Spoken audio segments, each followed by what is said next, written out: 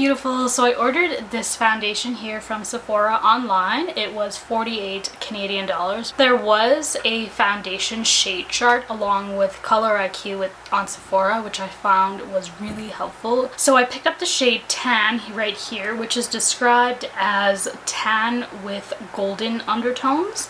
And I also picked up the shade Toffee, which is described as tan with warm undertones. This foundation is actually marketed for all skin types except for dry. It's supposed to be a lightweight yet full coverage. And it also is supposed to give you a matte finish as well. This is oil-free and silicone-free as well, and it's supposed to minimize the look of pores on your face. I do have oily skin and I do have enlarged pores. Packaging comes in a squeeze tube, and this is what it looks like. So it's equivalent to a foundation pump because it controls how much product you are actually using. For primer today, I will be using the Hourglass Mineral Veil Primer. I do have acne spots around as well as hyperpigmentation, and yes, my eyebrows aren't done, and I do have a little bit of a scar here.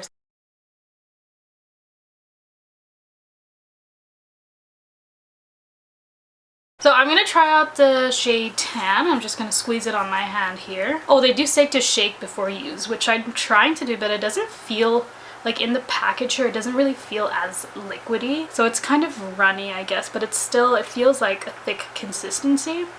So I'm going to use half of it using a sponge. Oh my god, this is very orange. Ah, fudge. Oh man, okay. Let's just work with what we have. Oh my god, I look like an Oompa Loompa. Wow, this is really full coverage. And I didn't even use, I think I used like one squirt of product. So this is super... Oh man. Yeah, it feels very light on the skin, so it's blending out really, really nicely. It's not... Well, I'm gonna let that set for a little bit. It hasn't dried down to a completely matte finish. Is definitely liquidy, but I think it's dried down on my hand to a matte. And it definitely is covering my spots here. Yeah, it doesn't have a smell that I can detect. So now I'm applying with a brush. Oh, okay, so this is giving me way more coverage. Yeah, it's very smooth, which I like.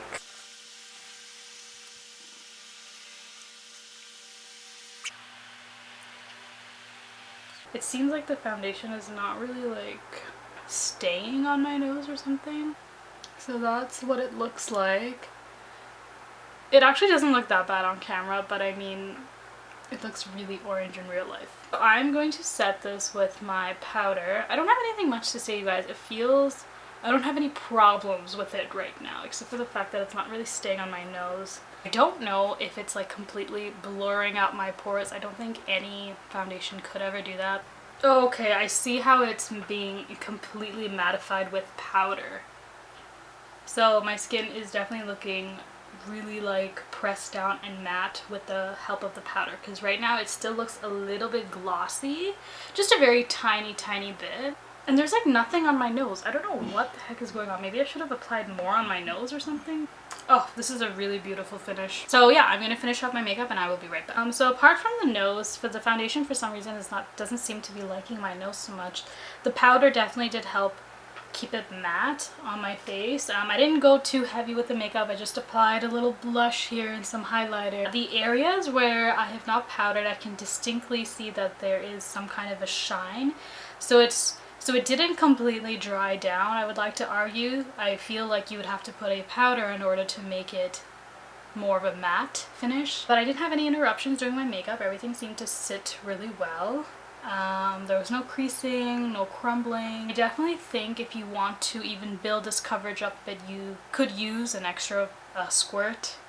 I use like this much, so I don't know how much. I feel like that would be equivalent to one pump, and so I used one pump on this side of my face and another pump on this side. It definitely did not oxidize, by the way, but we shall see. Typically I do 12-hour or like 8-hour tests. I've been noticing that not a lot of people are watching them. So what I've decided to do is update you guys on my Instagram, so just follow me there and I'll take a video or something and I'll leave a description as to how it felt, whether it looked really oily. Okay, it is now 2:25 in the afternoon. So thank you so much for watching, and please take a rose either on this corner or this corner of the screen if you'd like to see more of my face. Okay, bye!